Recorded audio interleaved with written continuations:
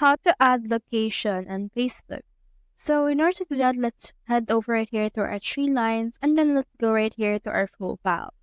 So as you can see right here, I have in here this location that I'm from New York, New York. So you can head over and click on the see about info and you can see in here this places live.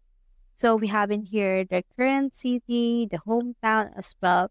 So in order to add your location, you can just choose hometown or current city.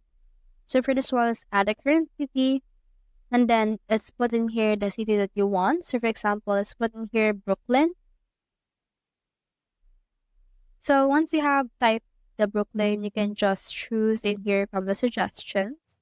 And then from there, click on save. And then as you can see, this will be saved right here. So let me just close it. And as you can see, we have now this particular location. So that's how you add location in Facebook. Hope we helped.